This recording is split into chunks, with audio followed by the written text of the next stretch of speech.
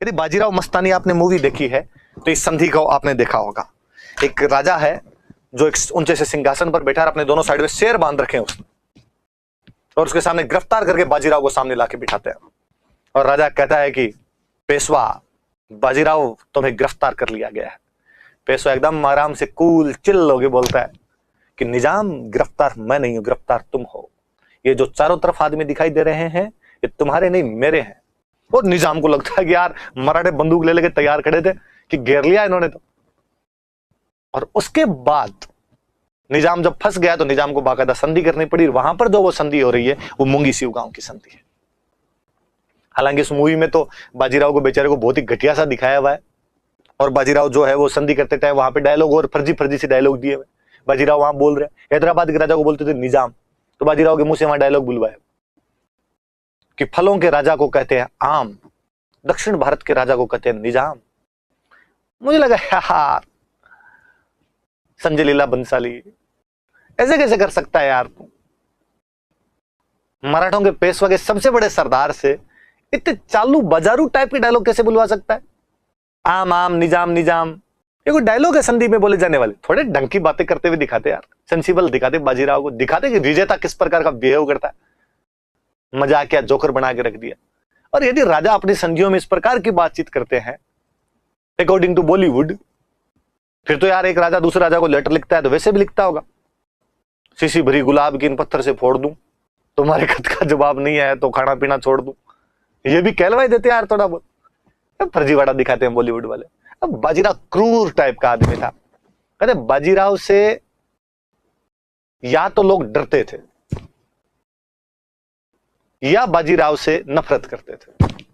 कोई प्यार करने वाली वैसी बाजीराव में फीलिंग ही नहीं थी। उसके बच्चे तक नहीं बोलते थे यार बाजीराव से, हंसता ही नहीं था। कभी किसी ने बाजीराव को हंसते भी नहीं देखा था। उस मूवी में बाप रे बाजीराव से ढोल पिटवाए हैं, ढोल बेइज्जती करके रख दी बाजीराव की। बाजीराव यदि ऊपर से आ सकता ना तो आगे संजय लीला बंसाली को उल्टा लटका के बास्ते बालता नीचे। और सुनो, उस मूवी में एक और सीन है बहुत अच्छा सा, जब आप देखते हैं कि बाजीराव अपने कैंप के अंदर बैठा हुआ है, एक मंत्री को बुलाता है, सेनापति को बुलाता है, और सेनापति को बुलाकर कहता है कि सेना को कहो कि सतारा की तरफ कूच करेंगे और छत्रपति से मिलेंगे। छत्रपति कहां रहते थे? सतारा, तो सतारा की तरफ कूच करेंगे। सेनापति वापस जाता है कि जो आज्ञा पेशवा श्रीमंत बाजीराव। इतने में जिस कैंप में बाजीराव बैठा हुआ है, कैंप के पर्दे फाड़ती हुई सुंदर युवती वहां पर उपस्थित होती है, मस्तानी, और वो कहती है कि बाजीराव, पेशवा बाजीराव, मैं ओरछा के राजा छत्रसाल बुंदेला की पुत्री हूं। ओरछा के राजा छत्रसाल बुंदेला, बुंदेलखंड का एक राज्य ओरछा, जहां पर छत्रसाल बुंदेला उन दिनों में राज कर रहे थे। और मेरे पिता पर मुहम्मद खान बंगस ने आक्रमण कर दिया। फर्रुखाबाद का राजा मुहम्मद खान बंगस ओरछा को घेर के बैठा हुआ था। महाराज छत्रसाल बुंदेला अपने किले के अंदर से राज्य की रक्षा कर रहे थे, पर अब रक्षा करनी संभव नहीं थी। अफगानों की सेना बहुत ज्यादा थी, बंगस चारों तरफ फैले हुए थे, और मस्तानी पेशवा बाजीराव से सहायता मांगती है।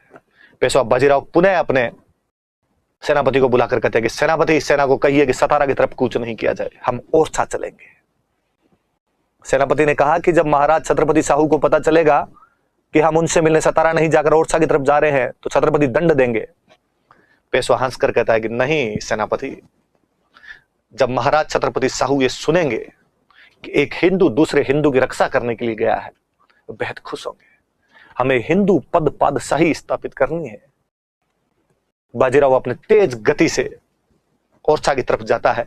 फिर एक सीन है, एक रथ के ऊपर बैठा हुआ मोहम्मद खान बंगस कहता है कि किले से आक्रमण बंद हो गया है, मुझे लगता है किले में सब कुछ समाप्त हो गया होगा, क्यों ना आप किले पर आक्रमण कर ले। कैमरा घूमता है और घोड़े की टापों से पूरा मैदान गुंजायमान रहता है।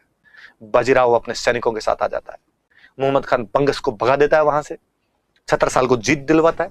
छत्रसाल इस जीत के सम्मान में, इस जीत की याद में, बाजीराव के सम्मान में एक दरबार का आयोजन करते हैं तथा बाजीराव को अपनी तरफ से 4 जागीरें गिफ्ट करते हैं कि जाओ बाजीराव, मैं तुम्हें 4 जागीरें गिफ्ट करता हूं, तुमने मेरी सहायता की। उन जागीरों के नाम थे कालपी, सागर झांसी और हरिदेनगर। आप में से ज्यादातर लोग सही सोच रहे हैं, ये कालपी वही जगह है जहां पर सांगा की डेथ हुई थी। ये झांसी वही है जहां की रानी लक्ष्मीबाई के बारे में हम 57 के संग्राम में पढ़ते हैं। दो नाम याद करना, एक सागर याद करना, एक हरदेनगर याद करना है। तो 4 जागीरें गिफ्ट में दी गई थी। बाजीराव ने छत्रसाल से कहा कि महाराज छत्रसाल, आपने जागीरें तो कालपी, झांसी, सागर और हरदेनगर दे दी, पर मेरा हरिद्य रख लिया आपने। मैं मेरा हरिद्य आपकी राजधानी ओरछा में छोड़कर जा रहा हूं। छत्रसाल ने पूछा कि महाराज ऐसी कौन सी चीज रह गई आपकी? का दिल चुरा लिया तुम्हारी मस्तानी ने। छत्रसाल ने कहा कि जाओ हरदेनगर के साथ में इस हरिद्य को भी लेते जाओ। बाजीराव मस्तानी को लेकर चला जाता है। उस मूवी में एक और बड़ा कॉन्ट्राडिक्शन दिखाया हुआ है। उसमें एक तरफ यह दिखाया हुआ है कि जो मस्तानी है वो छत्रसाल बुंदेला की डॉटर है, कि छत्रसाल बुंदेला की एक मुस्लिम महिला के साथ में, गणिका है वो मुस्लिम महिला, उसके साथ में रहती है, और उसकी जो डॉटर होती है वो मस्तानी है, उसकी बेटी है, एक नाचने वाली महिला से पैदा हुई लड़की। और दूसरे सीन में दिखाया हुआ है कि जब छत्रसाल बुंदेला बाजीराव के सम्मान में दरबार का आयोजन करते हैं, तो बीच में छत्रसाल बुंदेला बैठे हैं, एक तरफ उनकी महारानी बैठा है, एक तरफ बाजीराव बैठा, सामने मस्तानी डांस करती है। मुझे लगा कि फिल्मकार ने भारतीय संस्कृति को तार तार करके रख दिया इस सीन के अंदर।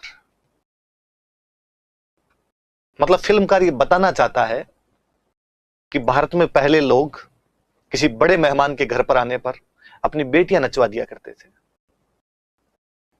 लोग कहते हैं कि फिल्मों में ऐसा कुछ भी दिखाने से क्या असर पड़ जाएगा। अरे खूब पड़ता है। लोग फिल्मों से सीखते हैं कि मास्टरियम के अगले कुछ सालों बाद में कोई इस मूवी को देखकर ये सोचे कि यार पहले राजा भी और किसी दूसरे बड़े राजा के आने पर बेटी से डांस करवा रहा है, और घर पे कोई बड़ा मेहमान आए और कोई भारतीय सज्जन कहे कि भाई आज प्लीज,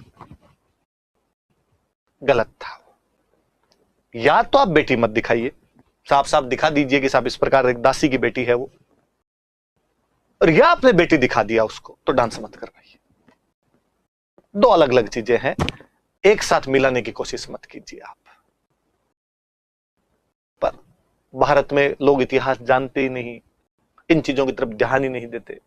हमारा पूरा ध्यान इस पे होता है कि ठीक है डांस कर गई, इस बहाने डांस का सीन आ गया, कुछ ही दिखा देते हैं बॉलीवुड वाले। मैं हमेशा कहता हूं बॉलीवुड वाले ऐतिहासिक मूवियों के साथ में जितनी विकृत मानसिकता के साथ पेश आते हैं उतना कोई नहीं आता होगा। इनको हिस्ट्री का कख ही नहीं आता, इनकी 6ठी क्लास की एनसीईआरटी नहीं पढ़ी। आप उस सीन को देखो तो आप सोचना दोबारा कभी उस पर।